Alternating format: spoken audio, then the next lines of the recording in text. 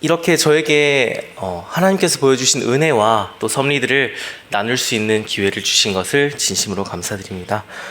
하나님께서 저희 작은 사람을 통해서 어떤 인도하심이 있었는지, 또 이 작은 인생을 어떻게 따뜻한 손길로 인도해 오셨는지 여러분과 나누기 위해서 이 자리에 서게 되었습니다.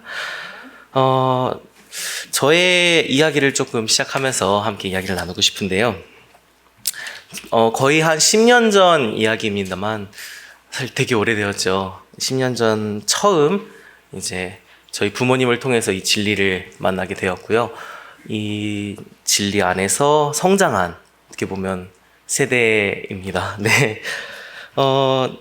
처음 이 진리를 만날 때만 해도 여러 가지 경험을 했었기 때문에 그 이야기를 여기서 펼쳐놓으려고 하면 아마 시간이 꽤 오래 걸릴 것 같습니다. 그래서 그 이야기를 잠시 줄여서 얘기하자면, 그 당시 저는 이제 모태신앙으로 신앙을 하면서 하나님께서 어떤 진리로 우리를 가르치고자 하시는지에 대해서 사실 잘 모르고 자랐습니다. 종교 생활에 있어서는 정말 탁월했던 것 같아요. 이제 신학과를 가고 목사님 되고자 하는 그런 꿈을 가지고 살았었는데요. 학교에서 선생님들도 목사님들도 정말 칭찬도 많이 해주시고, 이 학생 훌륭하다, 이 학생 정말 잘한다, 그런 칭찬을 많이 받으면서 자랐습니다. 근데 그게 정말 종교생활스러운 신앙을 저는 가지고 있었거든요. 하나님을 진심으로 만난 경험이 없고 하나님이 어떤 분이신지 개인적으로 아는 경험이 없는 상태에서 그런 길을 선택하고자 했던 제 모습이었는데요. 그러던 와중에 저희 부모님께서 이제 저희 11시 교회에 있는 청년들을 좀 소개를 해주셨습니다. 이제 하나님께서 사랑하시는, 정말 또 하나님을 사랑하는 그 진리를 가진 사람들의 모습이 어떤 것인지 너의 모습과 스스로 한번 비교해 보거라는 이제 뜻을 가지고 저를 만나보게 하셨는데요. 꽤 큰 충격을 받았습니다. 어떤 형식주의적인 신앙에서는 결단코 찾을 수 없는 생명이란 것이, 이 생명을 가진 신앙이라는 것을 저희 청년분들을 통해서 처음 보게 되었습니다. 나는 성경을 피고, 저도 성경을 정말 많이 폈었거든요. 그리고 성경 공부를 열심히 했지만 내가 하나님을 사랑하기 때문에 성경을 편 적이 단 한 번도 없었는데, 이 청년들은, 제가 그때 세미나를 참가할 때 2박 3일로 했었거든요. 아침에 딱 눈을 뜨니까 이제 눈 이렇게 꾸벅꾸벅 하시면서도 성경책을 딱 펴서 아침 말씀부터 읽으시더라고요. 아니, 말씀을 배우는 세미나에 와서 아침부터 또 말씀을 펴는 이 모습이 저로서는 이해가 안 갔어요. 하나님의 말씀 그렇게 좋은가? 힘들지 않은가? 그렇게 무리하지 않으셔도 될 텐데 라는 생각을 했는데, 하나님의 말씀을 사랑하면 이렇게 될 수 있구나라는 걸 그때 처음 느꼈습니다. 그리고 내가 하나님을 만난 적이 없구나라는 것을 처음 느끼면서, 정말 나도 하나님 만나고 싶다, 이 사람들처럼 하나님 뜻대로 살고 싶다라는 마음의 소원을 하나님께서 심어주셨습니다. 그 당시에 그리고 아직 10대였었는데요. 10대 때 하나님의 사업을 하는 사람들이 얼마나 또 행복한 것인지를 새삼 또 깨닫게 되어서, 정말 이 사업에 나도 참여하고 싶다, 이 사람들처럼 행복하게 사는 삶을 나도 살고 싶다라는 생각을 하면서 좀 무모한 선택이었을지도 모르겠어요. 그래서 하나님의 사업에 저를 바치겠다는 각오를 가지고 손 목사님께 가서, 또 강 목사님께 가서 저를 이 사업에 써달라고 말씀을 드리면서 처음 이 사업에 함께 참여하게 되었습니다. 그 당시에 이제 그 하나님의 사업을 함께 하고 싶은 그 마음을 어떻게 전해야 될지를 모르겠는데, 뭔가 마음은 전하고 싶은데 딱히 떠오르는 말이 없었거든요. 근데 그 목사님께 그 말씀을 들 때 기도를 하면서, 제가 그 당시 이제 기차를 타고 이제 경기도 구리 쪽에 올라가면서 이제 주말에 같이 이제 청년들이 있는 교회에 가서 이제 주말 내내 신세 지고 오고 그랬었는데, 올라가는 기차 안에서 기도를 했었어요. 하나님, 제가 진짜 하나님을 위해 살고 싶고, 하나님, 이렇게 부족할지라도 하나님을 위해 사는 사람들처럼 나도 살아보고 싶은데 이 마음을 도대체 어떻게 전해야 될까요? 하고 기도했을 때 갑절의 영감이라는 이제 엘리사가 엘리야에게 했던 그 고백의 말씀을 저에게 들려주셨어요. 그 말씀을 들으면서 그 기차에서 정말 눈물을 흘리는 게 아니고요, 오열을 했었습니다. 펑펑 울면서 주변 사람들이 저 사람 왜 저러지 하면서 쳐다볼 정도로 막 눈물이 멈추지 않는 그날에 그 하나님이 날 사랑하신다는 그 마음이 정말 감사했던 경험이 있었는데, 이제 이 얘기를 하자면요, 갑절의 영감이란 말만 제가 꺼내도 제 주변에 계신 분들은, 오랫동안 봐오신 분들은 또 저 얘기를 설교 단상에서 하겠구나라고 생각하시는 분들이 있으실 텐데요. 이 얘기는 또 차차 나눌 수 있는 기회가 있으리라 생각하고 그 이야기를 하고자 이 자리에 선 것은 아닙니다. 그래서 그 이후에 그런 마음을 목사님들께 말씀드렸고 감사하게도 이 사업에서 막내 자리에서 함께 할 수 있는 몇 년간의 기회가 주어졌습니다. 근데 그대로 하늘까지 순탄하게 갔으면 너무 좋았을 텐데 제가 정작 이 11시 교회가 정착되어지는 가장 중요한 시점에서는 저는 이 교회를 잠시 떠나 있었습니다. 아마 이 자리에 저를 오랫동안 계셨지만서도 저를 모르시는 분들이 계신 이유가 아마 그런 이유가 아닐까 싶습니다. 저희 11시 교회 사업에 참여하고 시간이 조금 흘러서 이제 20대가 되고 군대에 가야 될 시점이 왔습니다. 그래서 10대 때 이 사업에 참여하려고 떠났었던 저희 부모님의 집을 다시 돌아가게 되었는데요. 제 경우에는 사회복무라는 제도를 이제 참여하게 되어서 군대에 직접 가진 않고 군청에서 이제 사무직처럼 일을 하는 2년간 하는 자리에 배치가 되었는데요. 이때부터 저의 광야 생활이 시작되었습니다. 40년간의 광야 생활 같은 그런 광야 생활이었는데요. 일부러 하나님을 떠나려고 한 건 아닌데, 여러분, 우리 앞에는 정말 매일매일 큰 싸움들이 있죠. 내 자아와의 싸움, 또 외부에서 오는 공격, 내 안에서 일어나는 갈등들. 그걸 매일매일 하나님 앞에서 굴복하고 싸워나가지 않으면 안 되는데 성장하기를 멈춰버렸습니다. 제가 하나님을 싫어하고 하나님을 떠나고 싶다고 생각한 적은 없는데 하나님께서 주시는 그 훈련 과정을 피하려고 하니까 그때부터 저는 점점 그 자리에서 머물러 있는 게 아니라 점점 떨어지고 점점 하나님을 잊어가고 하나님을 모르는 사람처럼 살고 있는 제 자신을 발견하게 되었습니다. 저희 교회 세미나에서도 참석하지 않고 살짝 참석하더라도 얼굴만 비치고 또 그 종교 생활이 익숙한 사람인지라 얼굴은 비치고 와야 되겠고 하는 그런 마음에 두 마음을 품는 시간을 가지게 되었었습니다.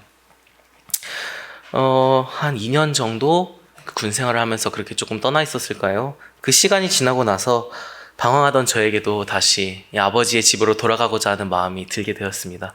이 쥐엄나무 열매를 이제 먹던 탕자의 돼지를 치던 그 탕자의 입장 정도가 되지 않으면 하나님한테 다시 돌아오려는 마음이 안 생기는구나를 그때 가서 느낀 것 같아요. 내 자신이 어떤 상태에 있는지도 모르고 계속 있는데 내가 얼마나 바닥까지 내려왔구나를 정말 바닥을 치고 나서야 알게 되었습니다.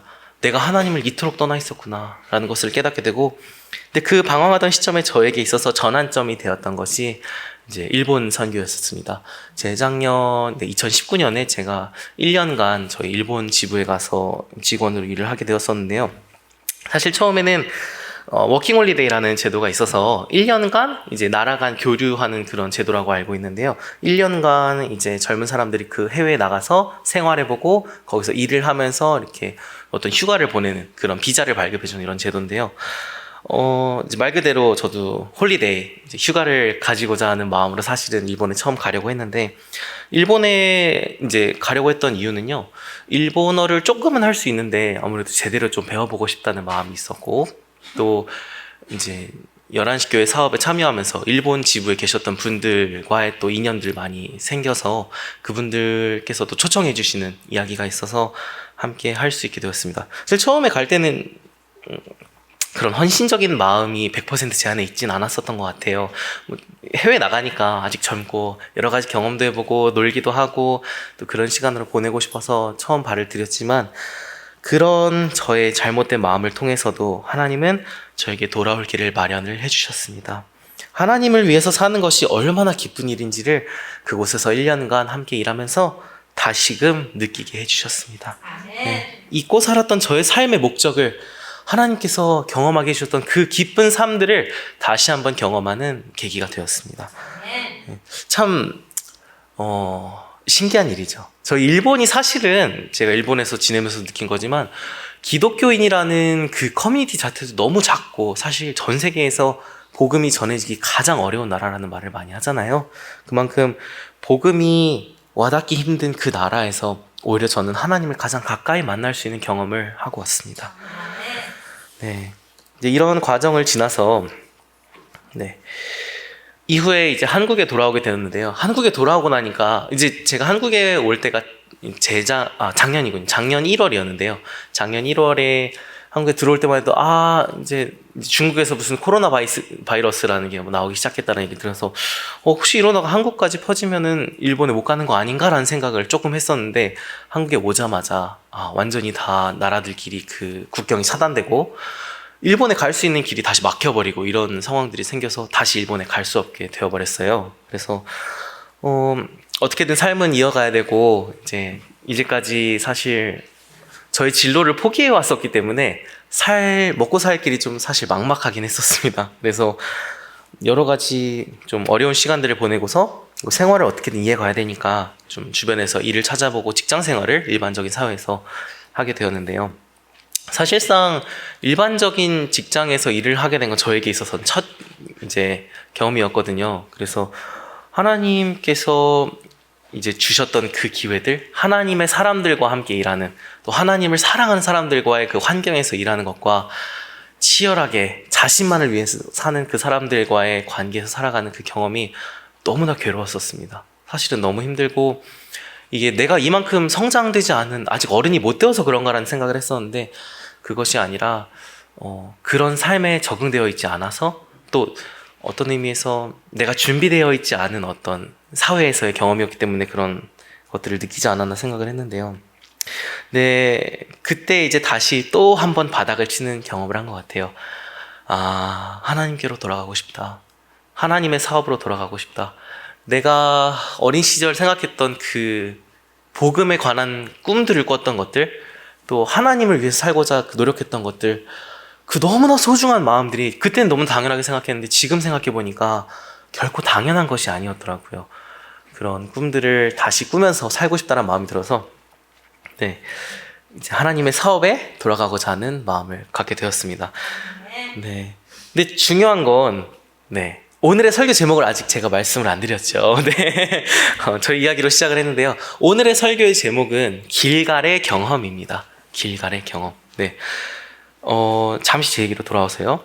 그 새로운 저의 길이 준비되고 있던 시점에 손 목사님께 찾아가서 상담을 좀 받았었습니다. 그래서 많은 기도와 상담 끝에 저에게 주어진 해답은 이제까지와는 다른 방향으로 하나님의 사업에 참여해야 한다는 결론이었습니다.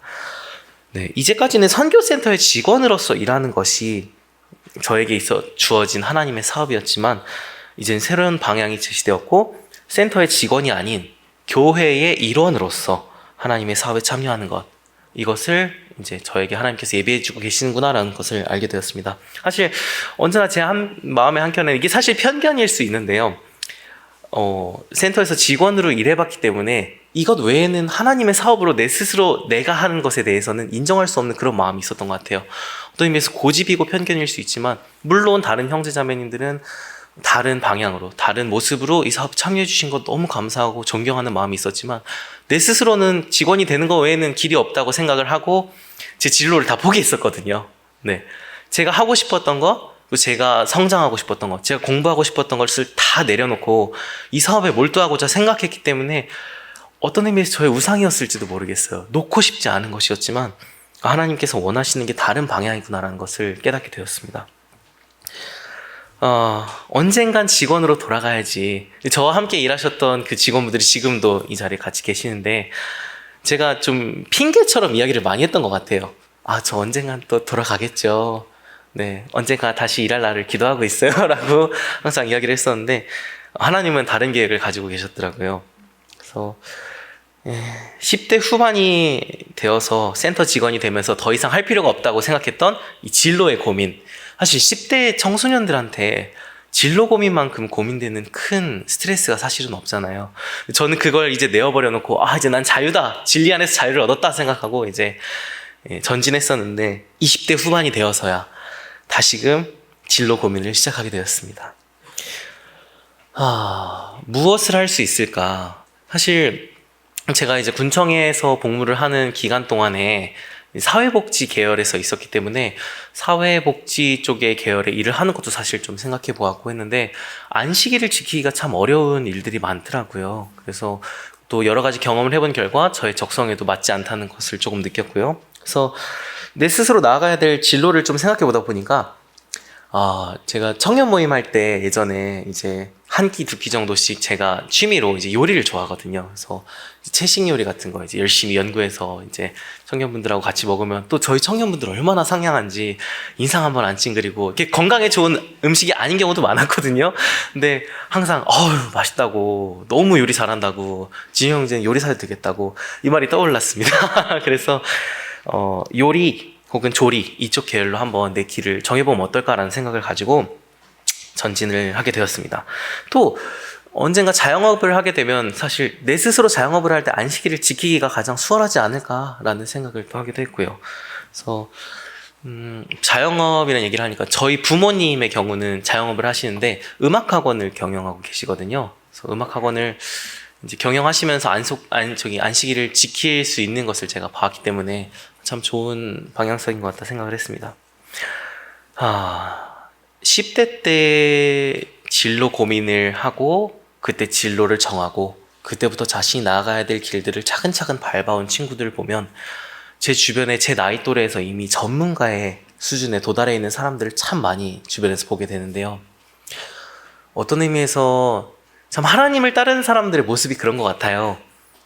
내 돈을 다 버리고 자식도 버리고 부모도 버리고 내 직장도 버리고 하나님을 따라왔는데 결국 내 주변에 남은 거는 아마 그 예수님께서 부활하신 직후에 베드로와 그 제자들이 어부일을 하러 다시 돌아갔을 때 그 기분이 그랬지 않았을까 싶어요. 내 인생을 다 바쳤는데, 내가 바칠 수 있는 건 다 바쳤는데 결국 내가 남은 건 아무것도 없구나. 이 세상에 나한테 남은 게 정말 아무것도 없구나. 그 느끼는 순간이 오면 의지할 때가 정말 아무것도 없어지더라고요. 나한테 기술이 있어, 공부를 했기 때문에 학업 성취된 것이 있어, 아무것도 없는 거예요. 좀 막막한 그런 생각들을 했었는데 이제서라도 열심히 쫓아가 볼 생각을 하다 보니까 자격증 공부를 해야겠다는 생각을 하게 됐습니다. 그래서 요리 계열도 또 자격증이 되게 많더라고요. 여러분, 저희 요리 계열은 자격증이요, 한식 조리사, 또 양식 조리사, 일식 조리사, 중식 조리사, 또 그리고 이제 저는 이제 배울 생각은 없지만은 보거를 다루는, 이제 독을 다루는 그런 조리사도 있고요. 빵을 만드는 제빵사, 아니면 또 제과 종류를 만드는 제과사, 이런 식으로 정말 종류가 많거든요. 그 중에 저의 적성이 뭔지 저는 체험해보고 경험해볼, 그리고 뭔가 취직을 하면서 이제 그래 이거 해봤는데 좀 안 맞네 하면서 지나갈 수 있는 그런 여유가 없는 거예요. 내 먹고 살아야 될 문제를 지금 당장 해결하고 이제는 독립을 하고 부모님께 신세를 그만 져야 되는데 하는 생각으로 자격증 공부를 그냥 손에 닿는 대로 마구마구 시작을 했습니다. 그래서 취미로 했던 요리를 이제 업무적으로 할 수 있게끔 배우고 싶어서 자격증 공부를 하면서 여러 가지 정보를 또 찾아보았죠. 근데 제일 흥미로웠던 게 일본 대사관에 있는 조리원을 구한다는 이제 그 공고가 떠 있더라고요. 그래서 이거면은 일본으로 갈 수 있는 비자도 얻을 수 있고, 또 그렇게 일을 하면서 교회에 참여하면 일본 교회에서도 이전처럼 같이 지낼 수 있지 않을까라는 생각으로 생각하다 보니까 양식 조리사와 한식 조리사 두 개가 필요하대요. 그래서 이건 또 많은 게 필요하구나 생각하니까 그것도 다 해야겠다 이런 식으로 해서 제 주변에서 배울 수 있는 모든 자격증 공부를 다 시작하기 시작했습니다. 아마 어쩌면 10년 동안 못한 공부를 지금이라도 해야 되지 않을까라는 기분, 그리고 그런 부담감이 사실 컸거든요. 근데 이제 내가 갈 방향성도 정한 것 같고 하나님의 사업에 어떤 방향으로 참여할지도 정했는데 중요한 건 돈이 없었습니다. 그래서 요리라는 거는 재료도 필요하고 내가 연습을 할수록 돈이 나가요. 재료를 내가 농사를 지어서 어떤 채소를 구해서 이렇게 할 수 있는 것도 아니고 다 사고 준비를 해야 되는데 돈이 없는 거예요. 그래서 하나님께 기도를 했는데 참 또 감사한 게 하나님은 저희에게 필요한 걸 정말 세세하게 다 예비해 주시는 분이세요. 그래서 제가 공부를 하기 위해서 필요한 이제 장소가 서울에서 공부를 해야 되는데 이제 저희 주변은 또 시골이다 보니까 그런 자격 공부를 할 수 있는 곳이 별로 없어서 서울에 가서 해야지 하고서는 제 스케줄과 딱 맞는 것들을 찾았는데 거기서 바로 근처에서 살 수 있는 집을 또 어찌어찌 마련을 하나님께서 해주셨습니다. 그리고 국가에서 지원하는 프로그램이 참 많더라고요, 요즘에는. 그래서 그걸 통해서 저를 이제 취업시켜준다는 조건으로 이제 지원금을 받고 공부를 할 수 있게 되었습니다. 그래서 꽤 많은 지원을 받아서 이제 순조롭게 이제 진행할 수 있게 되었고요. 네, 여기서 하나님께서 예비해 주셔서 마음껏 공부할 수 있었다는 이야기를 하는 것까지가 이제 저의 최근의 근황이 되겠습니다. 네, 근황이 조금 길었죠. 이 얘기를 설명드리고 오늘의 설교를 말씀드릴 때 제가 경험했던 그 은혜를 온전히 전할 수 있을 것 같아서 한번 이야기해 보았습니다. 네, 제가 오늘 이야기하고자 하는 길갈의 경험. 네, 여기서 길갈이라는 곳에 대해서 여러분 아시나요? 자주 성경에 등장하는 지명도 아니고 뭐 여리고라든지 예루살렘 같은 자주 등장하는 지명이 아닙니다. 네, 오늘의 제목인데요. 길갈의 경험. 여호수아 4장에 나오는 이야기입니다. 한번 본문을 읽고 오늘의 이야기를 이어가도록 하겠습니다. 여호수아 4장 19절부터 24절입니다. 여호수아 4장 19절부터 24절입니다. 정월 10일에 백성이 요단에서 올라와서 여리고 동편지경 길갈에 진침해 여호수아가 그 요단에서 가져온 12돌을 길갈에 세우고 이스라엘 자손들에게 일러 가로되 후일에 너희 자손이 그 아비에게 묻기를 이 돌은 무슨 뜻이냐 하거든 너희는 자손에게 알게 하여 이르기를 이스라엘이 마른 땅을 밟고 이 요단을 건넜음이라. 너희 하나님 여호와께서 요단물을 너희 앞에 마르게 하사 너희로 건너게 하신 것 같이 너희 하나님 여호와께서 우리 앞에 홍해를 말리시고 우리로 건너게 하신 것 같았나니 이는 땅의 모든 백성으로 여호와의 손이 능하심을 알게 하며 너희로 너희 하나님 여호와를 영원토록 경외하게 하려 하심이라 하라. 네, 이스라엘 백성들이 물 가운데로 걸어간 경험이 2번 있습니다. 어디와 어디일까요? 네, 홍해의 경험과 네, 요단강의 경험 맞습니다. 네, 2번의 경험이 있는데요. 홍해는 모세 시대의 이야기이고요. 요단강은 여호수아 시대의 이야기입니다. 네, 여기에 기록된 이 장면은 여호수아 시대에 기록된 요단강을 건넌 이야기를 이제 말씀하고 있는데요. 여호수아와 백성들이 요단강을 건너고 나서 강을 건넌 그 자리에서 이 강을 건넌 사건을 기념하기 위해서 12개의 돌을 강이 이제 말라서 강으로 지나왔잖아요. 그 지나온 자리에서 돌을 12개를 가져와서 그 자리에 세워놓고 이곳에서 그 사건을 기념하는 장면이 여호수아서에 기록이 되어 있습니다. 자, 이 장면을 함께 생각해 보기 전에 잠시 이스라엘 백성들이 어떤 과정을 거쳐서 이 자리까지 왔는지를 조금 살펴보자면 우리의 신앙 경험과 참 닮아있는 경험이 많다고 생각이 되어서 준비해 보았습니다. 모세 시대에 홍해를 건너면서 출애굽의 경험을 합니다. 그리고 자유를 얻습니다. 이것을 기념하기 위해서 무엇을 지켰죠? 네, 유월절을 지켰습니다. 네, 2번째로 광야에서 끊임없는 이스라엘 백성들의 배도가 이어집니다. 물이 없다고 불만해. 뭐가 없어서 불만해. 나 옛날에 그 이집트의 그 고깃가마로 돌아가고 싶다고 불만을 토로하고 그러면서 하나님의 백성인 길을 포기했습니다. 하나님과의 언약이 완전히 깨어지는 경험을 합니다. 그리고 그 결과 40년 가까이라는 그 긴 세월을 광야에서 보내게 되는 선고를 하나님께 받게 됩니다. 참, 이 광야의 경험이 우리 마음에 정말 찔리듯이 다가오는 경험이지 않은가 싶어요. 하나님께 우리가 사실 생활에서 말하는 그 불만, 또 어떤 불평, 나의 그런 마음 아픈 이야기들을 하나님께 겸손하게 아뢰지 않고 짜증스러운 말투로 내 주변 사람에게 또 나 스스로에게 얘기하는 것은 결국 하나님께 말씀드리는 불평인 거죠. 그 당시 이스라엘 백성들과 참 다르지 않은 그런 연약성을 우리는 가지고 있다고 생각합니다. 그 다음 이제 40년의 세월을 지나서요, 이스라엘 백성들이 그 세대의 사람들이 모두 죽고 이제 여호수아와 함께 이 이스라엘 백성들이 다시금 가나안에 들어갈 수 있게 됩니다. 여호수아가 이끄는 이 이스라엘 백성들에게 베풀어 주신 이 하나님의 첫 번째 큰 기적이 바로 이 요단강을 건너는 기적이었습니다. 이 요단강을 건넌 후에 이것을 후손들에게 기념하게 하기 위해서 강을 건너면서 강을 지나오면서 가져온 돌 12개를 세웠고 그 자리를 이름하여 길갈이라고 하였고요. 그간 중지되었던 할례와 유월절을 지키면서 다시금 하나님과의 관계를 회복하였다는 이야기가 나옵니다. 이 성경 이야기는 정말 특별한 의미를 가지고 있습니다. 정말 유니크한, 특별한, 우리가 일반적으로 경험하는 것과 다른 그런 교훈을 가지고 있는 성경 말씀입니다. 이 메시지는 초신자들에게 하는 이야기가 아니에요. 이 메시지는 진리를 처음 알게 된 사람들에게 한 얘기가 아니에요. 이 메시지는 출애굽을 경험한 사람, 이 진리가 얼마나 좋은지를 경험한 사람, 다시 말하면 이 진리를 위해서 살고자 또 자신의 인생을 바쳐보고자 하는 그런 경험을 했던 사람들에게 주시는 메시지입니다.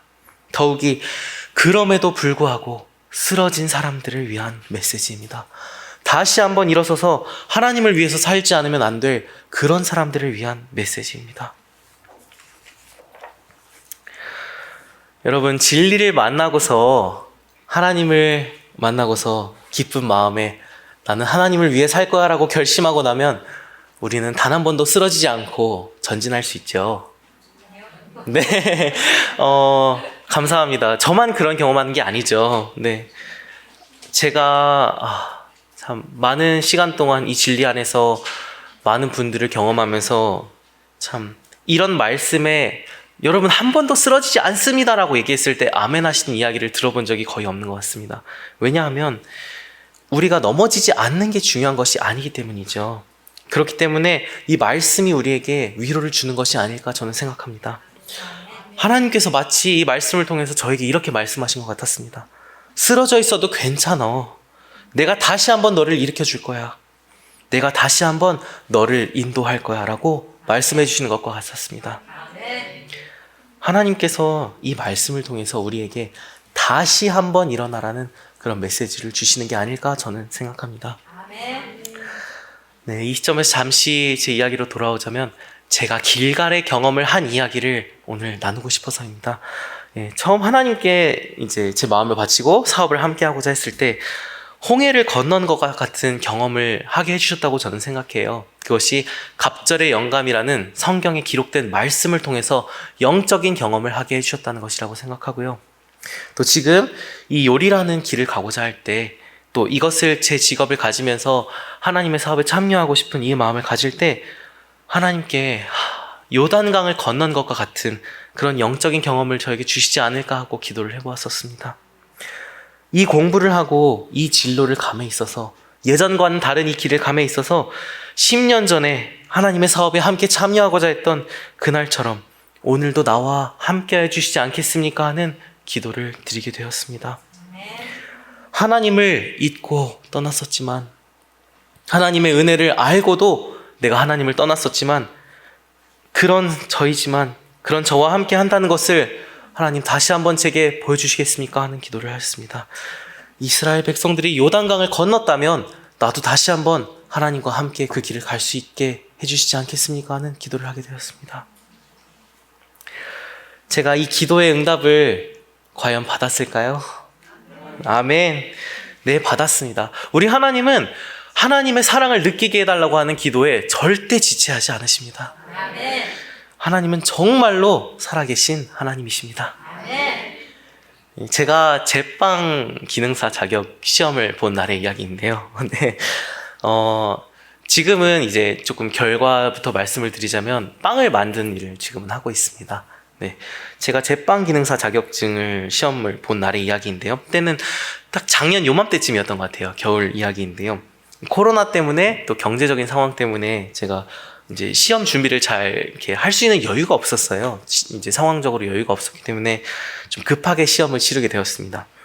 연습도 많이 못했고 또 날이 되게 추웠어요. 작년 겨울 정말 추웠었죠. 네, 제가 그때 이제 서울에 생활하면서 저는 이제 시골 쪽에 살다 보니까 서울 진짜 춥구나. 이 시골하고 서울하고 좀 저희 좀 아래쪽에 살다 보니까 좀 기온 차이가 많이 나는구나라고 생각을 했는데 그때 이제 한참 이제 서울에서 생활 다 끝내고서 집에 왔더니 똑같이 추운 거예요. 그래서 물어봤더니 올해 유독 춥다고 이야기를 들었었던 기억이 나는데. 이 빵을 만드는 일은 이제 온도랑 또 관계가 많기 때문에 날씨가 추우면 만들기 좀 어려운 그런 일들이 있기도 해요. 그래서 날씨가 추우면 합격률이 더 많이 떨어지고 이런 일들도 생기는데 유독 또 추운 날이었습니다. 그래서 꽤 자신 없이 시험장에 이제 입시를 하게 되었는데요. 물론 이제 10번 시험을 치르고 10번째에 붙는 것도 정말 가치 있는 일이라고 생각합니다. 그리고 한 번에 붙는 것만이 하나님의 은혜라고 생각하는 거는 저는 잘못된 생각이라고 생각하고요. 다만 이제 그 당시에 저로서는 마음의 여유가 너무 없었고 여기서 떨어지면 나는 이 길이 정말 아닐 거야. 하나님이 나랑 함께 해주신 게 아닐지도 몰라라는 그런 생각을 할 만한 연약한 믿음을 가졌던 저에게 하나님께서 그런 경험을 해주시게 것이 아닌가라고 저는 생각을 합니다. 또 하필이면 그날 시험이 이제 과목이 여러 가지가 있는데요. 그 중에 제가 가장 자신 없는 과목이 4가지가 있었어요. 뭐 바게트빵이라든지 호밀빵 뭐 이런 몇 가지 종류가 있었는데, 하필이면 제가 정말 하기 싫었던 호밀빵이라는 이제 주제가 정말 나오지 않는 주제인데 나와버렸습니다. 그래서 오늘 딱 들어가면서부터 아이고, 2번째 시험 준비해야겠다라는 마음으로 들어갔는데, 시험이 마치고서 이제 다니던 학원 원장님께 전화를 걸었어요. 원장님, 제가 이렇게 했는데 괜찮았을까요? 이러는데 괜찮았을까요? 하고 여쭤봤는데, 원장님이 이야기를 들으시더니, 아이고, 진영씨 미안한데 우리 빨리 와서 2번째 거 시험 준비합시다 라고 말씀을 하시더라고요. 그래서 아마 제가 받을 수 있는 감점 요인은 다 받은 것 같았어요. 그래서 제가 어떻게 만들었고 뭐 어떤 과정을 통해서 이렇게 작품을 냈어요 라고 얘기했는데, 얘기를 쭉 들어보시니까 아무래도 좀 잘 못했었나 봐요. 그래서 자신도 없고 그냥 떨어지겠다는 마음으로 사실 낙심한 마음 상태로 있었는데, 이제 며칠이 지나서 합격 발표 날이 되었습니다. 다른 과목에 이제 요리 수업이 있어서 요리 학원에 가서 이제 수업을 아침부터 듣고 10시였을까요? 아마 그때 이제 합격 발표가 핸드폰으로 확인을 가능한 시간이 되었는데, 잠시 혹시 모르니까 이제 좀 그 학생들이 있는 곳에서 나와서 이제 복도에서 혼자 이렇게 핸드폰을 보면서 딱 합격 발표를 딱 눌러서 봤는데, 합격을 했습니다. 합격을 했는데 중요한 것은 합격 점수가, 이게 저에게 있어서, 여러분 그 하나님께서 나만의 언어로 말씀하신다는 그 표현 아시나요? 다른 사람들이 이해하지 못할 나만의 그 언어로 하나님께서 말씀하신다는 거. 이 합격 점수가 저의 언어로 말씀하신 하나님의 사랑의 표현이었습니다. 아마 제가 100점으로 합격했으면, 와, 우리 하나님 진짜 능력의 하나님이시다, 여리고 성을 무너뜨린 그 하나님이 오늘 나와 함께 하셨다 생각하고, 근데 그 뒤에 아마 2% 정도, 나 진짜 잘했다 이런 생각을 했을 텐데, 우리 하나님 저의 성격을 너무 잘 아시기에 겸손할 수 있도록 이제 합격 점수가 60점이었는데 63점으로 합격을 하게 되었습니다. 이 점수를 보는 순간 감사보다도 이유가 모를 그 눈물이 왈칵 하고 쏟아져 나왔습니다. 이전에 느껴본 적 있는 그런 눈물이었습니다. 10년 전 그날의 기차에서 내가 그 갑절의 영감이라는 표현을 통해서 하나님의 사랑을 느꼈던 그날의 경험처럼, 하나님의 사랑이 너무 크게 느껴져서 참을 수 없는 오열이 터져 나오는 그런 눈물을 복도에서 혼자 흘렸습니다. 그날 왜 이렇게 눈물이 났을까요? 생각해보면 이게 바로 나에게 있어서 요단강을 건넌 것과 같은 그런 경험, 예전에 나와 함께 하셨던 그 하나님이 지금도 함께 하신다는 그 경험을 나에게 허락해 주신다고 하는 그 확증을 얻은 것 같은 그 사랑을 느꼈기 때문에 그런 눈물이 났던 것 같습니다. 하나님과의 그 관계를 회복하셨다는 표징으로 이 점수를 주셨다는 생각이 들어서 그렇게 눈물이 났던 것 같습니다. 너무 기뻤습니다. 여러분, 하나님의 사랑을 정말 이 심장 안쪽까지 팍 찔리듯이 정말 느끼게 되는 그런 순간들이 가끔 있죠. 물론 저희가 감정적인 하나님의 사랑을 쫓아서는 안 되겠지만, 가끔 하나님께서 그런 경험들을, 특별한 경험들을 허락해 주실 때가 있는 것 같습니다. 정말 기뻤습니다. 너무 기쁘고 행복한 나머지 제가 굉장히 또 감정적인 사람이거든요. 그래서 이 길갈에서 이스라엘 백성들이 12개의 돌을 가져와서 이제 하나님을 위해서 기념하였다라는 이제 이야기가 나오잖아요. 나도 무언가 해야겠다. 내가 요단강을 건넌 경험을 했으면 나도 길갈에 12돌을 세우는 경험을 해야 되지 않을까라는 생각을 했습니다. 그래서 4가지 제가 아이디어가 떠올라서 이제 그 당시 이제 제 다이어리를, 너무 이 기억을 잊고 싶지 않아서 다이어리에 적었던 기억인데, 그 다이어리에 적어놓은 내용을 제가 오늘 좀 가져왔는데요. 다시 읽어보면서 참 부끄러운 생각이 들었습니다. 좀 같이 읽어볼까 하는데요. 첫 번째는 이스라엘 백성들이 12개의 돌을 강에서 주워왔잖아요. 물 속에서 있었던, 그러니까 그 자리를 건너왔다는 그 증거가 되었잖아요. 그래서 그 장소에서 무언가를 가져왔다, 이 내용을 보고서 내가 시험을 봤던 그 시험장에 다시 가서 거기는 이제 벽돌 조각 떨어져 있는 거라도 주워올까라는 생각을 했는데, 생각해보니까 우리 하나님의 계명에 써있죠. 내 것이 아닌 것에 손대지 말라는 말씀이 있잖아요. 그래서 이건 하나님의 계명을 지키는 것이 아니겠구나라는 생각을 했습니다. 너무 기쁘니까 그 무언가를 하고 싶은 그 마음 아시죠? 너무나 누군가를 사랑하면 고백하고 싶고 표현하고 싶고 나의 그 사랑을 전달하고 싶은 그 마음으로 이제 생각을 했었는데요. 또 2번째는 제가 배웠던 책에서, 제가 그날 호밀빵이라는 이제 주제로 합격을 했으니까 그 호밀빵 부분의 레시피를 뜯어서 이거를 하나님 앞에 번제로 드리자라는 생각을 했는데, 지금 생각해보면 정말 우스갯소리 같은 이야기지만 그땐 정말 진심이었거든요. 근데 이게 또 다시 생각해 보니까 우리 성경에 이런 마음을 가졌던 인물이 한 명 나옵니다. 하나님께서 정하신 제사가 아니라 나의 정말 최선을 다해서 제사를 드렸던 인물이 한 명 나오죠. 누구일까요? 네. 네, 맞습니다. 가인 이야기가 나옵니다. 어떤 의미에서 이것도 가인과 같은 행동일 수 있겠다. 하나님께서 분명히 정하신 그 이스라엘 백성들에게 주셨던 제사 제도를 내 마음대로 이렇게 바꿔서 활용하는 건 또 잘못된 행동일 수 있겠다 싶어서 또 그만두었습니다. 세 번째, 이번에는 그래서 그럼 하나님께서 원하신 제사의 형식이 뭐가 있었을까? 물론 이제 의문의 율법이 폐지되었기 때문에 지금 우리는 표징인 예수님이 실제로 오셨기 때문에 그 제사를 지킬 필요는 없지만 이제 그 교훈을 따라서 한번 내가 어떤 제사를 올리면 어떨까라는 생각을 했습니다. 그래서 이제 봤는데 양을 잡아야 되고 참새를 잡아야 되고 지금 현실과 너무 어려운 것 같아서 봤는데 여기 또 재미있는 이야기가 있더라고요. 레위기에 소제라는 것이 나오는데요. 소제는 피 없이 드리는 유일한 제사입니다. 곡물로 드리는 제사인데요. 이 소제의 특징은 뭐냐면 곡물로 제사를 드리거나 소금으로 만든 빵을 드려서 제사를 드리는 내용이었는데 이 특징이 꿀과 누룩을 넣지 않는 거예요.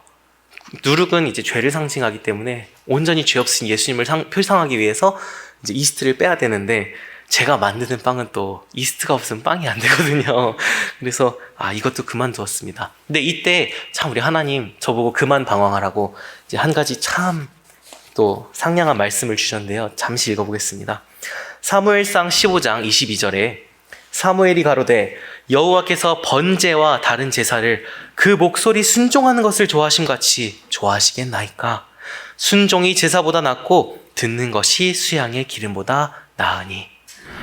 우리 하나님 참 상냥한 분이시죠. 저 같은 이런 성격의 사람 보고 더 방황하지 말라고 이런 상냥한 말씀을 또 기록해 주셨습니다. 내가 하나님께 순종하는 것보다 하나님께서 더 기뻐하시는 일은 없겠구나. 이런 제사들보다 순종하는 마음을 더 기뻐하시겠구나 하는 마음으로 감사를 드렸습니다. 하나님은 우리의 동기를 보시죠. 우리가 하나님께 얼마나 사랑을 드리고 싶고 기뻐하는 마음을 표현하고 싶은지를 분명 알아주셨을 거라 믿고 그 제사를 그만두었습니다. 네, 마지막 아이디어 네 번째인데요. 이건 괜찮은 것 같아서 사실 지금 실행을 하고 있습니다. 매일 제가 가지고 다니는 가방이 있습니다. 제가 아침에 앉았던 자리에도 있는데요. 그 가방 안쪽에 제가 이번에 합격해서 받았던 그 자격증이 들어있습니다. 그 자격증 안쪽에 63점이라는 점수를 제가 적어두었습니다. 이게 하나님께서 받아주신다는 보증이 되는 것이 절대 아니고요. 부적 같은 것도 아닙니다. 그럼 없어지면 다시 구하면 되거든요. 근데 이것을 가지고 다니는 이유는 다만 잊고 싶지 않아서 내가 사회생활에서 지치고 하나님을 잊어갈 만한 시점이 될 때 이것을 다시 보면서 하나님을 기억하고 싶어서 하나님이 나를 어떻게 인도해 주셨고 어떤 사랑으로 나를 인도해 오셨는지를 기억하고 싶어서 제가 가슴에 품고 가지고 다니는 물건으로 삼았습니다. 그리고 만약 이것을 왜 가지고 다니냐고 누가 묻는다면 이 간증을 그 사람에게 들려주리라 생각하고서 사실은 가지고 다녔었거든요. 근데 이 간증을 이 강단에 서서 여러분과 설교로 나눌 수 있게 해주신 하나님의 은혜에 감사드립니다. 이 요단강을 건넌 것이 이스라엘 백성에게 있어서 첫 기적이었죠. 저에게 있어서도 눈에 보이는 어떤 그런 현상 같은 기적은 아니지만 제 안에서 일어나는 영적인 경험들이 저는 기적이라고 생각하거든요. 그래서 참 그런 여러 가지 인도하심을 통해서 저를 인도해 주셨습니다. 물론 제가 오해하지 않으셨으면 한 가지가 있는데요. 시험에 함견에 합격한 것이 기적이고 그래서 하나님의 뜻이라고 생각하는 것이 올바른 생각이라고 생각하지는 않습니다. 여러 가지 요리 자격시험을 준비했다고 했잖아요. 그중에 지금 3번 떨어진 시험도 있거든요. 3번째까지. 근데 그 떨어지는 과정을 통해서 오히려 하나님께서 얼마나 나를 사랑하시는지를 더 깊이 경험할 수 있는 경험들도 있었습니다. 그래서 저희의 어떤 영적인 경험들은 축복과 어떤 성공만이 우리 하나님을 알게 하는 길이 아니구나라는 것들을 새삼 또 깨닫고 있습니다. 그러한 인도하심의 연속으로 지금은 너무나도 좋은 직장에서 일을 하고 있습니다. 안식일을 지킬 수 있고요. 그리고 하나님을 믿는 신앙을 가진 사람들과 함께하고 있습니다. 참 하나부터 열까지 우연이지만 소개받은 곳이 안식일을 지키는 곳이었던 것도 제가 안식일을 아는 사람들을 통해서 소개받은 것이 아니라 전혀 관계없는 저의 그 지원금을 대주셨던 그 취업을 저를 이제 시켜주고자 하는 그 정부 기관에서 이제 주말에 쉴 수 있는 일자리를 구해달라고 이제 굳이 이제 토요일 안식일 이런 것들을 설명한 좀 겨를이 없어서 그냥 일단은 주말을 쉴 수 있는 일자리가 있으면 좋겠다라고 말씀드렸는데 그럴 직장이 딱 하나 있다고 해서 찾아갔는데 그곳의 대표님이 저희 소목사님의 후배셨습니다. 그래서 네, 참 하나님 정말 모든 것을 예비해 주시죠. 그래서 뭐 제가 사실 이력서에 쓸 내용이라고는 11시 교회 직원, 저희 부모님 학원에서 일한 아르바이트 외에는 쓸 게 정말 하나도 없어요. 근데 그걸 보고 저희 대표님이 아니 저기 성겸 목사님 잘 아냐고 하면서 얘기하시는데 너무 반가운 거예요. 그래서 그를 통해서 또 하나님께서 이렇게 인도해 주시는가를 새삼 또 느끼게 되었습니다. 네. 그렇게 전과는 다른 모습으로 하나님의 사업에 지금 참여하고 있습니다. 이전에 나의 고정관념은 깨지고 11시 교회의 일원으로서 지금 제 앞에 함께하고 계시는 모든 형제자매님들과 같이 교회 일원으로서 이 하나님의 사업에 참여하고자 하는 마음으로 살고 있습니다. 자신의 기술로 일하면서 복음을 전도한 사도 바울 선생님처럼 그렇게 일하고 싶은 마음으로 일하고 있습니다. 네, 마지막으로 한마디를 전하자면 제 이 간증을 통해서 혹시라도 하나님의 사업에서 하나님께 바친 내 인생에서 조금이라도 물러난 사람이 있다면 마음의 방황을 끝내고 있지 못한 사람이 계시다면 조금이라도 해답이 되었으면 좋겠습니다. 요단을 건넌 이스라엘 백성들처럼 하나님의 인도하심을 매일매일 경험하는 우리 11시 교회 성도분들 되시기를 기도하면서 말씀을 드리겠습니다. 기도하시겠습니다. 하나님, 우리를 너무나도 사랑하신 하나님, 우리를 이 자리에 불러 모으시고 진리를 알게 하시고 하나님의 사랑을 깨닫게 하시고 그 사랑 안에 살게 해주심을 감사드립니다. 주님, 특별히 기도하기는 우리 안에 물러간 사람이 있다면, 마음이 지쳐서 쓰러진 사람이 있다면 일으켜 주시기를 기도드립니다. 하나님과의 언약을 새로이 맺게 하는 그런 경험들을 허락하여 주시기를 기도드립니다. 그토록 은혜를 모르는 이스라엘 백성들에게도 은혜를 베푸신 하나님이셨기에 지금 우리에게도 희망이 있을 줄로 믿습니다. 주님, 우리를 불쌍히 여겨주시고 일으켜 주시옵소서. 하나님의 안에서 걸어가는 길이 얼마나 가치 있고 행복한지를 저희가 매일매일 경험할 수 있도록 도와주시옵소서. 세상 끝날까지 함께하겠다고 약속하신 우리 주 예수 그리스도의 이름으로 기도 올리옵나이다. 아멘.